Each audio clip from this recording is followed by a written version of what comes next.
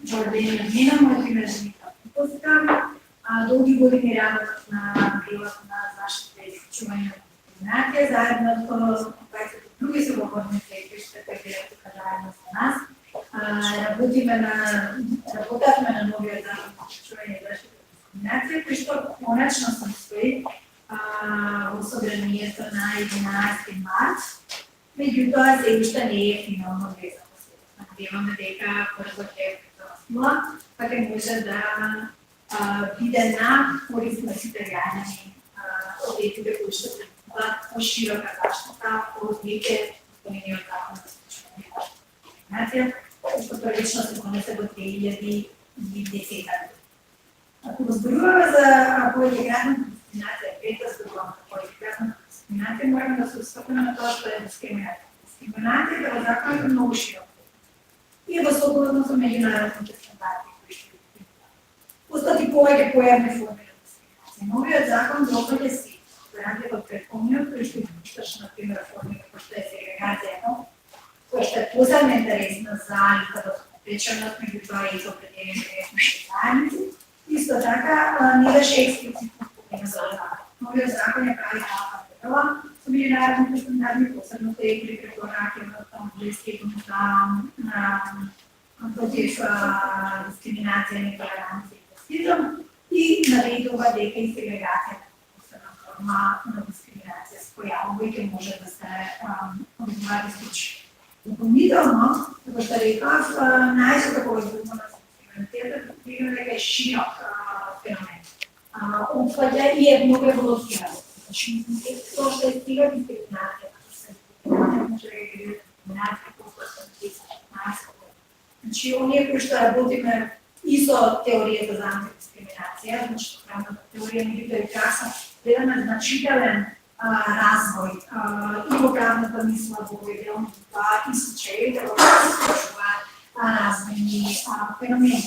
Точно тука доаѓа и повеќекратната дискриминација, затоа што повеќекратната дискриминација е читате регулативите, антидискриминационите регулативите. Ние практичката определените закони кои што било донесени пред 20-30 години, па и ако да читате Европската конвенција за човековите права, што донесе пред скоро 70 години, ќе видите дека никаде не може да се сретне повеќекратната дискриминација. Напротив, во Европската конвенција нема да сретнете феномен на дискриминација, меѓутоа нема да сретнете поделба на директна и индиректна дискриминација, која што денеска ние ја взимаме како здрава за контрола. Директна се индиректна имаме сегрегација, имаме соодветно приспособување за лица со попреченост и за пошироки групи, инструкција за дискриминација, виктимизација и така натаму. Значи, нови форми се појавуваат, вклучително и повеќекратната дискриминација. Повеќекратната дискриминација која зборуваме, ние знаеме дека ниту правната теорија не е на чисто по различни системи, каде ја става. Дали ја става како посебна форма на или не ја стават како посебна форма, ја поврзуваат така наречената заштитна карактеристика или дискриминаторска основа. Сега, дискриминацијата ние ако широко ја сватиме, секој разликување, неовозможување на пристап до определени сервиси, услуги и така натаму, ограничување, давање првенство и така натаму, на некој целосно остварување или ефектуирање на било кое право.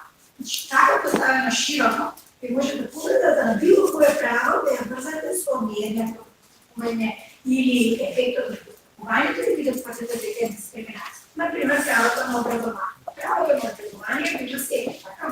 Меѓутоа, во случај кога тоа е сегрегацијата на децата, да речеме овде во образованието, што не само Комисијата за заштита од дискриминација, бројни тела и на меѓународно ниво, и на национално ниво, граѓански организации и така натаму, го истакнаа како се види.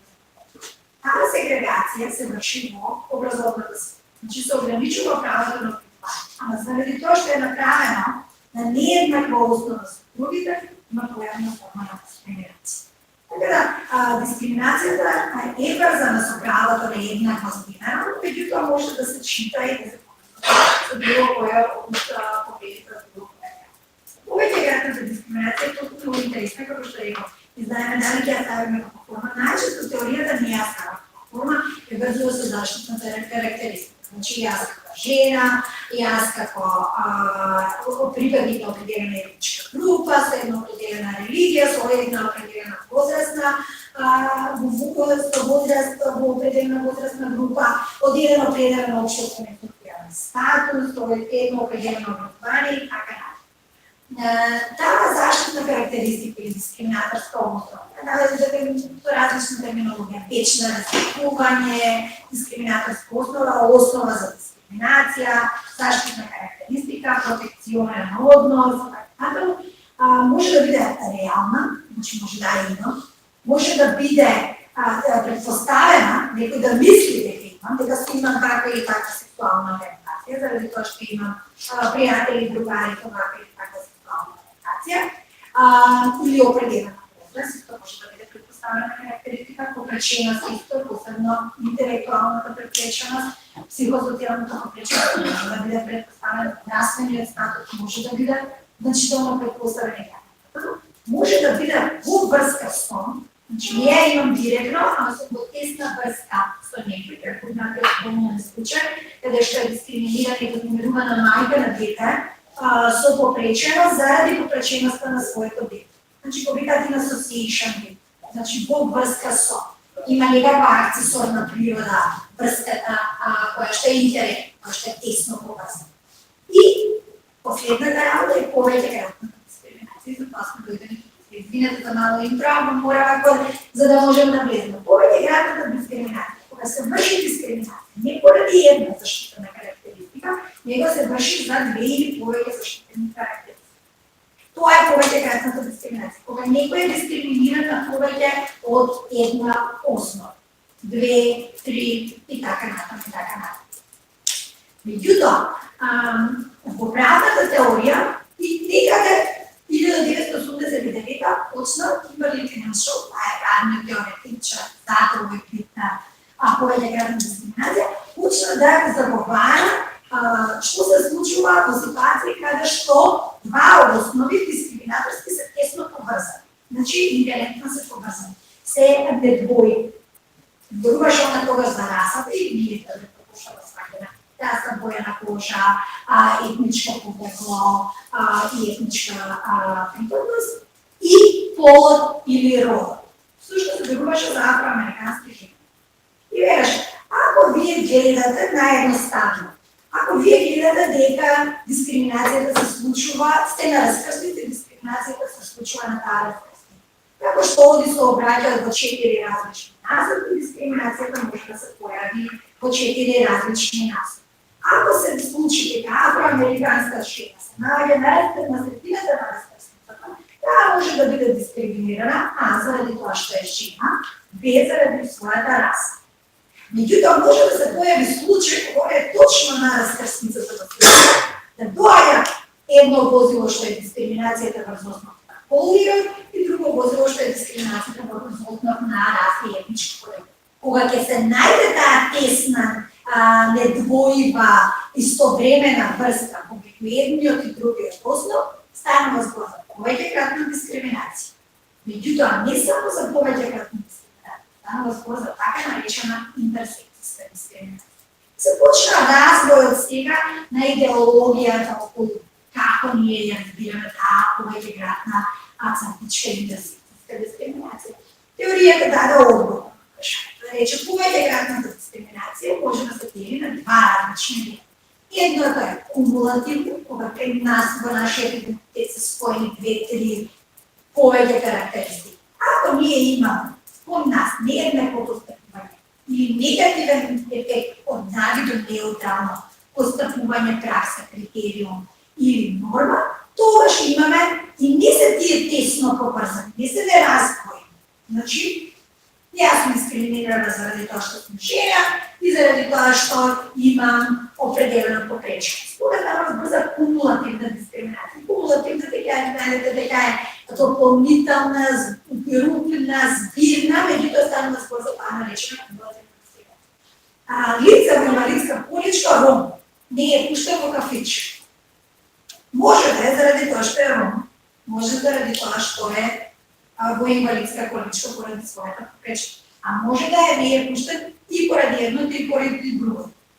В тој случај, ако не е пуштен поради првото, неговата етничка припадност, второто, неговата повреженост, тога сметна да збор за повеќекратна дискриминација. Тогаш е дискриминација врз основа или на етничка припадност или на попреченост. Меѓутоа, ако не е пуштен во попречка, заради тоа што има определена попреченост, е инвалидска количка, и дополнително е он, тоа станува збор за помогу. Меѓутоа, дали станува збор за интерсекција? По теоријата велика дека тоа не е случај интерсекција. Втората форма на повеќекратна дискриминација е точно оваа интерсекција дискриминација. Интерсекцијската дискриминација е тоа се случува кога тие се неразделни. Жена со попреченост уди на гинеколошки преглед во ТАК. Не може да изврши, заради тоа што нема соодветен преглед каде што ќе се изврши прегледот, нема соодветен инструментариум и така натаму, но говориме за преглед на жената со определена физичка попреченост. Добро? Тогаш во тој случај се појавува интерсекцијска дискриминација. Незината попреченост само резидиот пол се тесно поврзани, не можеме да ги одвоиме. Ако беше она само жена, тоа што немаше попреченост, ја го добиеше себе си, така? А ако имаше попреченост, беше маж со друга попреченост, може би ќе да го добиеше себе си од некој гинеколошки, од некој друг тип на здравствена услуга која што не. Ама заради тоа што се тесно нераздвоени, инхерентно поврзани овие два основи, она не може да го добие во рано себе си. И тоа станува збор за интерсекцијска дискриминација. Но и да го предвидите, дека мал број на случаи изборуваме за многу конкретна група и подгрупа во група. На мал број на случаи се појавуваат интерсекцијски. И да мораме да бидеме свесни дека имаме ситуации кога не можеш во една група да го ставиш лицето или во друга. Некогаш е подгрупа од самите две групи. Зошто е тоа важно? Заради тоа што во дискриминација мора да се докаже случајот на дискриминација. Ако ја тврдам дискриминација, морам да направам указот има фација случај на дискриминација. Направам дека случајот на дискриминација е веројатен. Дека е веројатен. Не да го докажам случајот, но да направам веројатен. Во тој случај, преминува товарот на докажување, е посебна институти, посебна тема за дебата, меѓутоа, во тој случај преминува товарот на докажување. Другата страна на наводниот дискриминатор да докаже дека не дискриминира. Првиот покажува веројатно дека е случила дискриминацијата, вториот докажува дека не се случила дискриминација. Сега за да го направам ја прима фација случајот на дискриминација, да речеме за директна дискриминација, во овој случај женава или родното во инвалидска количка мора да покаже дека не е пуштен во кафичот само заради тоа што има определена заштитна карактеристика, мора да има кауза, мора да има причинско-последична врска. Или непуштањето во кафичот и заштитната карактеристика што има. Третиот елемент е многу важен во споредба со некој дел. Значи, за да имаме случај на дискриминација, мораме да имаме компаратор. Освен случајите на време и жени, кои што се случаи на полова дискриминација, повеќе број од случаите, сите случаи мора да има компаратор или споредител. Кој ќе биде споредителот е жената е интерсекцијската е многу тешко на столбите. Заради тоа што мора да тврди поврзаност, каузалност и со едниот и со другиот заштитен основ, мора да најде споредлива група која што ќе може да се спореди и по едниот и по другиот основ. Затоа се многу потешки овие случаи на докажување. Ја нема да навлекувам во наши случаи заради тоа што има подоцна ќе објасни некои кои што се тоа. Ние не можеме да речеме дека сме се случаи. Ние имаме голема разновидност во нашето општество, која што доведува до определени групи и подгрупи различно да бидат третирани, различно да може да ги остварува своите права. Во меѓународното право ова прашање е веќе регулирано. Како што реков, од феминистичките движења, така наречените Black Feminists, значи тврдите феминистки и од Кимберли Креншоу и идеологијата, овој концепт се разви. Значи, веќе не зборуваме само за раса и пол, него зборуваме за поврзаност на различни, како што дадов пример, имаме и етничка и попреченост.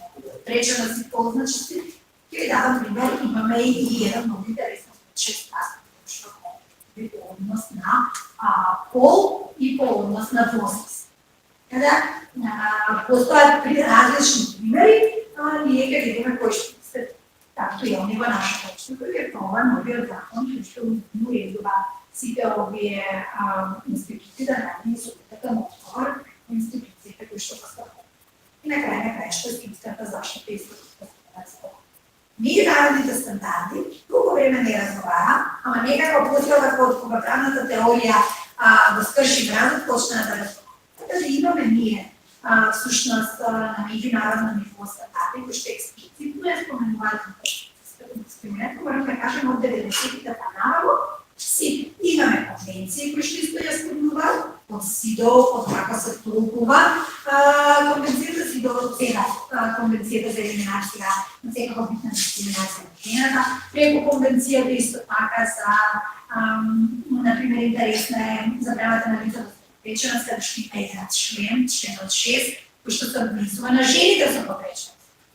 Каде што самиот член е драфтуван со голем акцент на интерсекцијска дискриминација, дополнително на членот 5 кој што зборува за еднаква дискриминација и дополнително на членот 7 кој што се однесува на децата со попреченост, каде што се зборува возраст и попреченост тесно поврзани во оспорувањето на своите права. Европската унија предничи во голем дел заради тоа што родовите директиви многу и во духот на родовата директива го анализираат прашањето на секционалноста, меѓутоа и во одредбите сами на директивите не толку антидискриминацијски директиви колку што општите родови директиви, тоа се 2004, 113, 2006, 54 директива, така наречена РИКАС директива, значи нашиот национален правен систем, и до таму почевите на крај,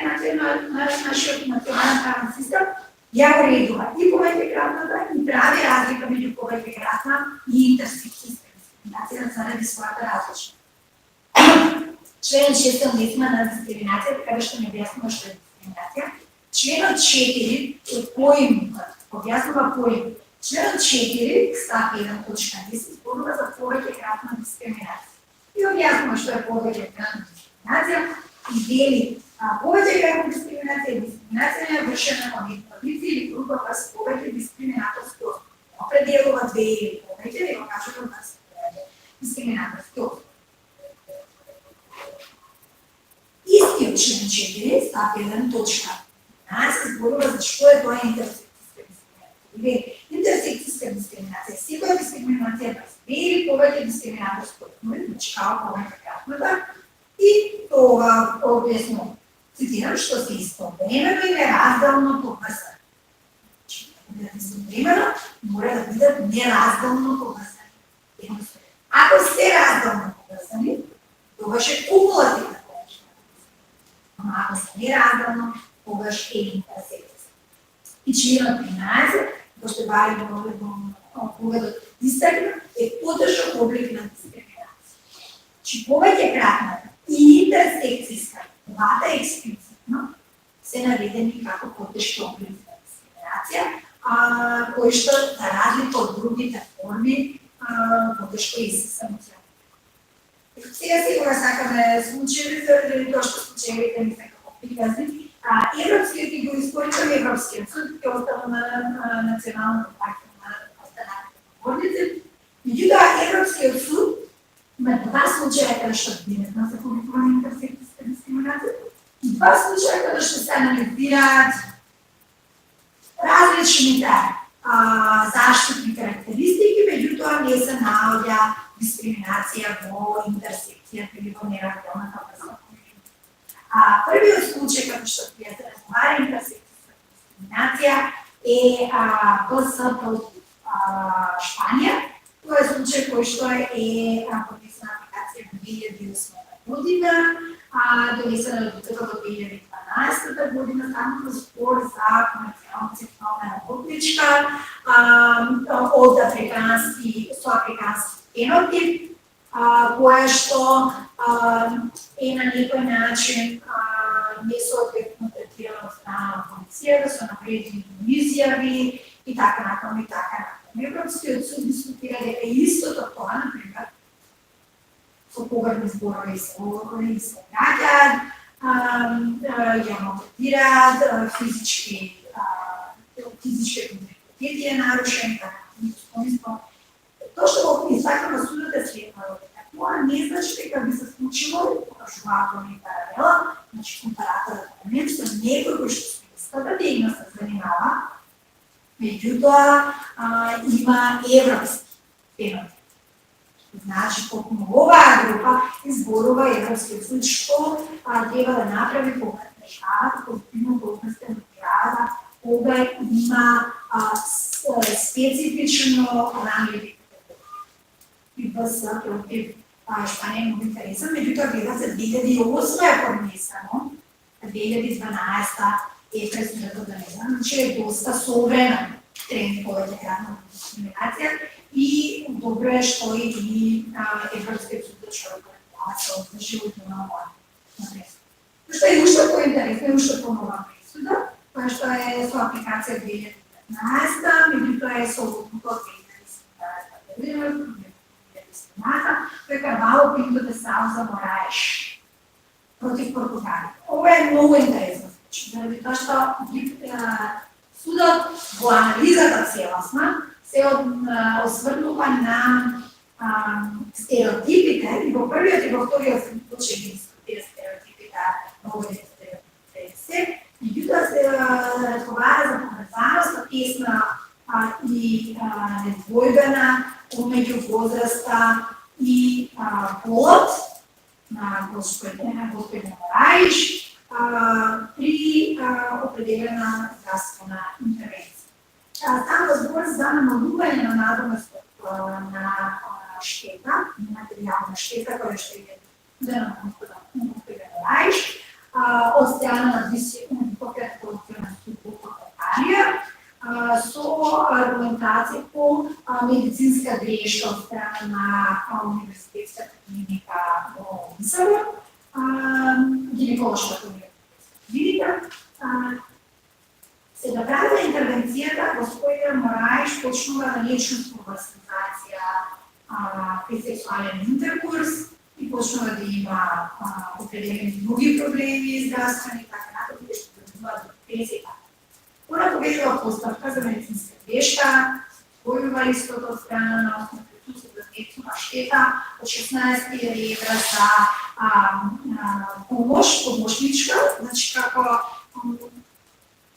издавак од страна на државата, што исплати државата, која е медицинска грешка и тие пари треба да одат наменски кон наоѓање на помошничка на господин Мораиш при вршењето на секундните помошни врски. Втората донесува 80.000 евра нематеријална штета за господин Мораиш поради нематеријална штета. Универзитетската клиника се жали, Високиот административен суд ја намалува и едната и другата степен.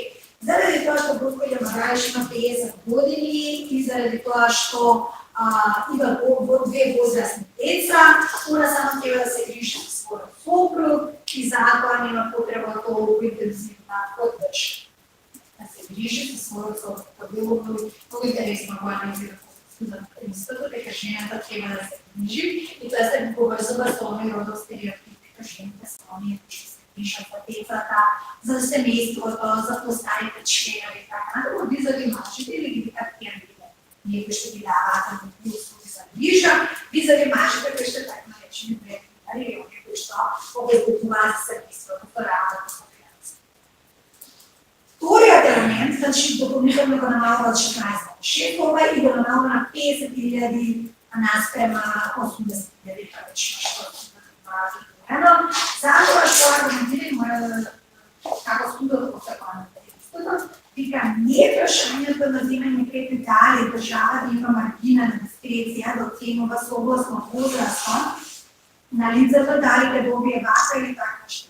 Предпоставката, дека сексуалност не е толкова важна за 50 годишна жена и майка на 5 деца, колко што е тоа за некоја помладо лице, е исто така важно. Студент при донесување веќе, она има 50 години, 2 деца завршила со репродуктивна функција, нејзината сексуалност не е така важна. Значи, завршила, студентите исто толку проблематизираат сексуалноста на жената се разпространува на репродуктивна улога. Завършва репродуктивната улога, завършва и потребата за сексуална интерпретация на сексуалността на жена. Допълнително е интересен случай, що господин Бораеш при гледането на случая наведува други две пресуди от португалски суд за нанесена щета на мажи, кои што имаат 54 години и 58 години, поради исто здравствена грешка и нарушување на нивната активна сексуална функција, на едниот бил донесено на 54 години некаде 250-260 евра штета, за студент нематеријално, а на другиот што бил 58 години некаде околу 100 евра штета, за разлика од госпоѓа Бораеш. Меѓутоа, очигледно судот многу интересно во фаќа елементот дека во Португалија машката сексуалност значи повеќе за повеќе на разлика од жената. Ја викам, таквата предпоставка го одразува традиционалното сваќање дека женската сексуалност е суштествено поврзана со раѓањето деца и со тоа ја игнорира нејзината физичка и психичка важност за самоистолнување на жените како луѓе. Това е параграфот 5 од пресудата. Значи, го анализира на тој начин дека и наоѓа интерсекцијска дискриминација врз пол и врз основ на возраст. Што не би било случај само да биде полова, заради тоа што судот кажува тоа е многу важна функција за помладите жени, за постарите жени не се таа заштита. Допълнително, со тоа видаваше другите, уште два многу интересни случаи, каде што се дискутира едниот Константин Маркин против Мусија, каде што се дискутира давањето на родителско отсуство, таткото, кој што останал единствен старател на своите малолетни деца, всушност на 3 деца во возраст од 0 до 6 години. И кој тоа истиот работи како оператор за врски по армија. Сега има одредба во Законот за армија, кој што вика на жени им се доделува 3 годишно отсуство, породилно и мајчинство, додека на мажи им се доделува 3 месеци. Родителското отсуство на мајката и таткото на цивилната служба е изедначено. Само го армијата. И се користи дава армијан за ошто тоа така.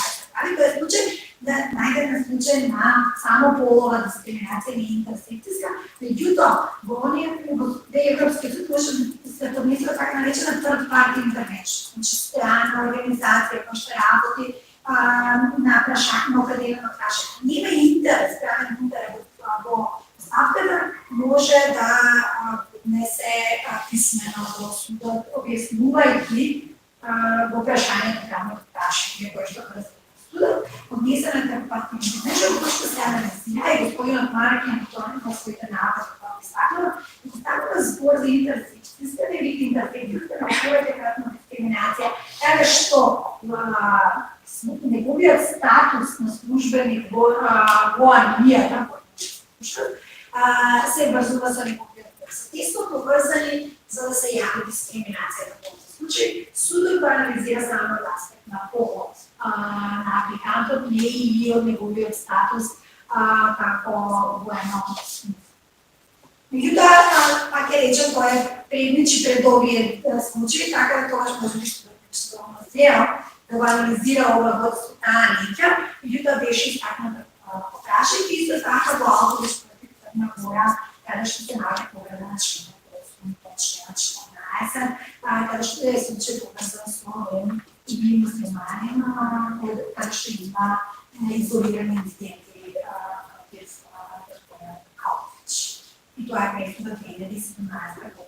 Че ако видите в Кременски, се почна да се дискутира за овакашки, baš dobro je što se otvaraju na nacionalne rake, zakon, našето законодавство овозможува исто така и да секторски законодавни приможни предприемачите жените одеднакво разговара за повеќе градната университет. Значи не е законот за сключување на дискриминација изолирано, значи имаме законодавство, колкото и ќе се ефектуира, колку има да се ефектуира, станува